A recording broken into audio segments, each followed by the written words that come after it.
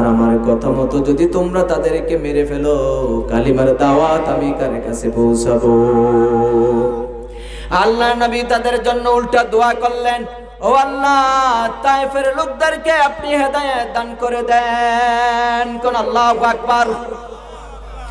বিশ্বনবী বলেন, সেই দিন তায়েফ থেকে ফেরার পথে নাখলা নামক একটা জায়গা আছে, ওই জায়গায় এসে আমি নামাজে দাঁড়িয়ে গেলাম, সূরা ফাতিহা তেলাওয়াত করলাম, তারপরে কেরাত শুরু করে দিলাম, আর রহমান আল্লামাল কুরআন খালাকাল ইনসানা আল্লামাহুল বায়ান।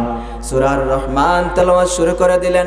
যখন ফাবি আইয়ি আলাই রাব্বিকুমা তুকাযযিবান, এই আয়াতটা যখন বারবার তেলাওয়াত করছিলেন, বিশ্বনবী বলেন, আমি দেখতে পেলাম চতুর্পাশে একদল জিন এসে হাজির হয়ে যায়। সেই দিনে আয়াতের পরিপ্রেক্ষিতে জিনেরা সুন্দর একটা জবাব দিয়েছিল, সুন্দর একটা উত্তর দিয়েছিল। সাহাবায়ে কেরাম জিজ্ঞেস করলেন, ইয়া রাসূলুল্লাহ, ইয়া হাবিবাল্লাহ, নবী, জিনেরা কি জবাব দিয়েছে? আল্লাহর নবী বলেন, আমি যখন তেলাওয়াত করছিলাম, ফাবি আইয়ি আলাই রাব্বিকুমা তুকাযযিবান, আল্লাহ বলছেন, ও জিন এবং ইনসান, কোন কোন নিয়ামতকে অস্বীকার করবা? জিনেরা সেদিন বলেছিল, আমরা আল্লাহর কোন নিয়ামতকে অস্বীকার করব না, আমরা আল্লাহর শুকর করব। সুবহানাল্লাহ। আমার নবী সাহাবীদের সামনে যখন কোরআন তেলাওয়াত করছিলেন আর সূরা আর রহমান তেলাওয়াত করেছিলেন, সাহাবায়ে কেরাম নীরব, নিস্তব্ধ, কোনো আওয়াজ নাই। সবাই কান খাড়া করে তেলাওয়াত শুনলেন। আমার নবীর কণ্ঠ কত সুন্দর ছিল, এত সুন্দর কণ্ঠ ছিল।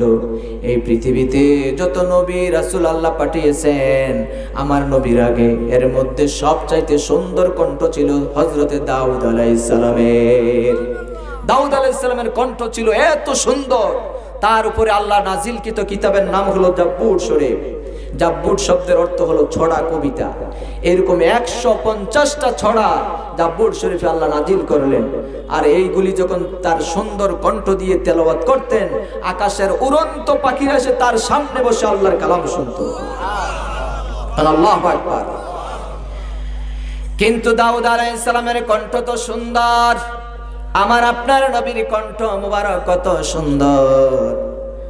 আল্লাহ বলেন, সমস্ত নবীদের কণ্ঠকে আমি যত সুন্দর করে বানিয়েছি, আমার নবীর কণ্ঠকে আমি একাই তার চাইতে সুন্দর করে বানিয়েছি। ওই সুন্দর কণ্ঠ দিয়ে যখন নবী কুরআন তেলাওয়াত করতেন, মুসলমানরা তো পাগল হয়ে যেত, সাথে সাথে কাফের মুশরিক বেঈমানরা আমার নবীর কণ্ঠ শুনে অবাক হয়ে তাকাই থাকতো। কাফেরদের লিডার ছিল আবু জাহেল, আবু লাহাব, উতবা, সাইবা, এরা ছিল কাফেরদের লিডার। আবু জাহেল নিজেও আমার নবীর কণ্ঠের পাগল ছিল। রাতের আধারে লুকিয়ে লুকিয়ে গিয়ে আমার নবীর ঘরের দরজার সামনে দাঁড়িয়ে, দাঁড়ানো থেকে বসার সুযোগ হতো না, দাঁড়িয়ে দাঁড়িয়ে সারা রাত জেগে জেগে আল্লাহর নবীর কণ্ঠে কুরআন তেলাওয়াত শুনতেন। কারণ আল্লাহু আকবার, এত সুন্দর কণ্ঠ ছিল। বিশ্বনবীর এই সুন্দর কণ্ঠে কোরআন শুনে জিনেরা যখন পাগল